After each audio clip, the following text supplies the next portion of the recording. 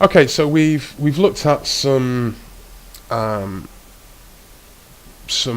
like heading and some paragraph tags. The next thing we're going to look at is an anchor tag, and an anchor tag is when the internet and the web pages first started coming out. There wasn't very much in the way of images.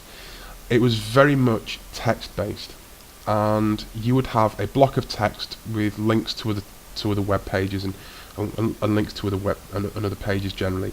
And if you have several pages in your website, they're going to be linked together using anchor tags. And basically, an anchor is it anchors one page to another, if that makes any sense. But it's basically it's a link, a hyperlink, and the hyperlink is basically like this. It just says A for anchor, and I'm just going to put Google into here. I'm also going to center this as well because I want it in the middle. So center,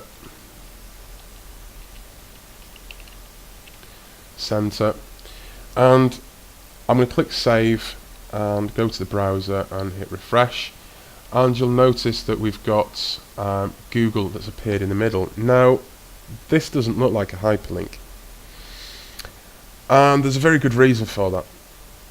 You need to have something called a property within this to tell Google that this is a hyperlink and that this is going to link somewhere. And what we do is we call this href, which stands for Hyperlink Reference.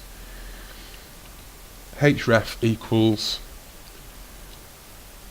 quotation mark followed by quotation mark. Like good practice for when you do an opening tag, you do a closing tag. Whenever you do quotation marks, do an opening quotation and a close quotation. It just means that you're not going to forget stuff. And this is the link to the web page or the internal page within your website that you're going to want to link to.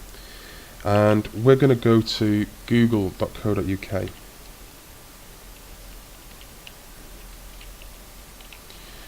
And this will take us to Google's web page. I want to click save.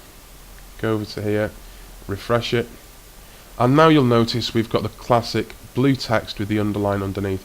And if I click this, I'm just going to open it into a new tab, so we've got it takes us to Google. And now I've visited it, it's gone purple. We can change the properties of this, and you can do this nicely with CSS, because once again we've used the center tag. It remains centered, which is another good feature of the center tag.